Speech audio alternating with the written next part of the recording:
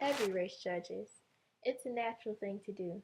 From the rich and spoiled to the saying things like, "Why are you wearing that?" and "What's going on with your hair?"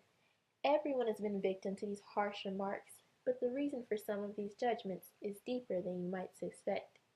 Take my name for example. Magenta. Unusual, I know. It's actually just a primary color of white. Many people know magenta from a pack of Crayola crayons or even Blue's Clues.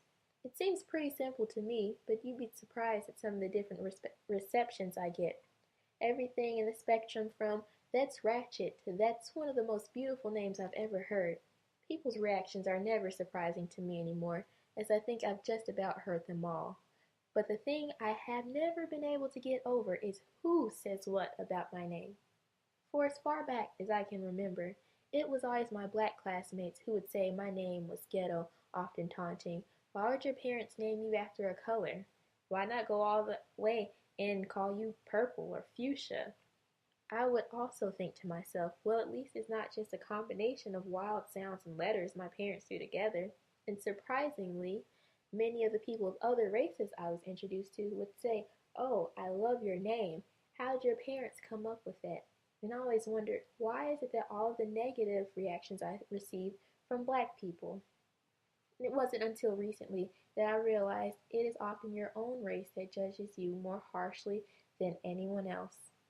In my case, it's other black people who are the harshest critics and are often quick to judge before society even gets to. Toni Morrison helped put this notion into perspective for me for as far as African American goes. Morrison often mentions the white gaze. This gaze is essentially the desire to have white or white-like features to become more acceptable in society.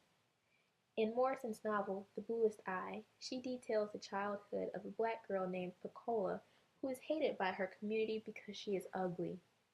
Knowing that white features were preferential, Pecola wishes to have bright blue eyes like her dolls.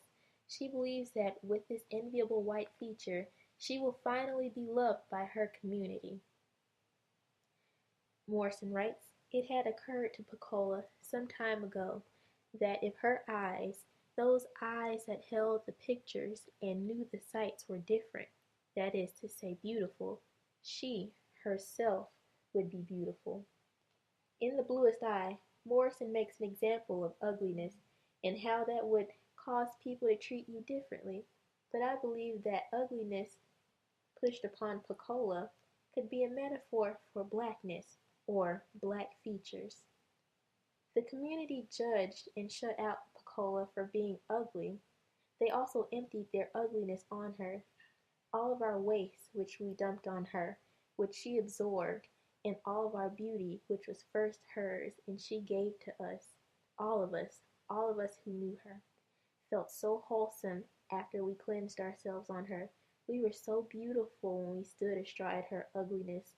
Her simplicity decorated us. Her guilt sanctified us. Her inarticulateness made us believe we were eloquent. We honored our egos on her, padded our characters with her frailty, and yawned in the fantasy of our strength. As long as the community had something over her, something they believed to be more acceptable in the white world, Pecola was nothing. In contrast to Pecola, Morrison introduces Maureen Peel, a wealthy, light, or fair-skinned girl. She was well received by the community, of course, and treated as a superior because of her white-like features. African Americans have been conditioned to think that white America is the norm, and the farther one deviates from this, the closer to unacceptable or ghetto they become. And with this new notion of the white gaze, I've come to accept my name for what it is, a color. I understand it's not a name you come across every day, but that does not make it strange or unwanted. It's simply the other side of the color spectrum.